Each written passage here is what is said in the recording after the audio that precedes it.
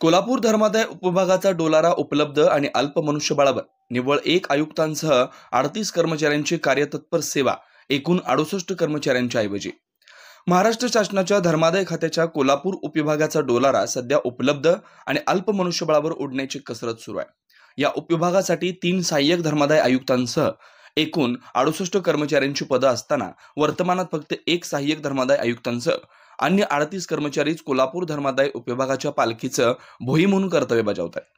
मनुष्यबळ कमी असतानाही जिल्ह्यातील एकाही नोंदणीकृत संस्थेस अथवा नव्याने नोंदणी होणाऱ्या संस्थेची सेवा सहधर्मादाय आयुक्त, सार्वजनिक न्यास नोंदणी कार्यालय, वसंत प्लाझा, 3रा मजला, राजाराम रोड, बागल चौक, कोल्हापूर येथे बजावली जाते।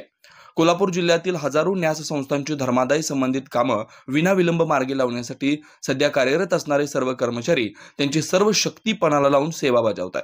हे कौतुकास्पद आणि लक्षणीय आहे।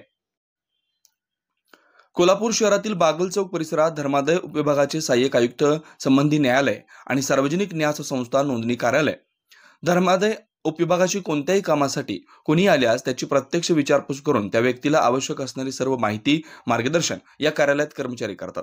मात्र सध्या या उपविभागामध्ये अल्प असे कर्मचाऱ्यांचे बळ असून जिल्ह्याचा विचार करता गरजेनुसार कर्मचारी उपलब्ध होण्याची गरज असल्याचं सामाजिक कार्यकर्ते बोलतात।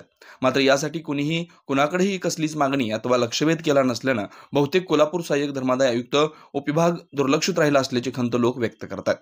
न्याय आणि विधी खात्याशी संबंधित हा धर्मादाय विभाग असल्याचं चर्चेतून समजलं। महाराष्ट्र शासनाच्या पंचवार्षिक योजना बनवणाऱ्या अधिकाऱ्यांनी न्याय आणि विधी खात्याशी संबंधित अशा या कोल्हापूर धर्मादाय उपविभागाकडे लक्ष केंद्रित करण्याची गरज आहे। अन्वेषण लाईव्ह न्यूजसाठी कोल्हापूरहून मारुती गायकवाड।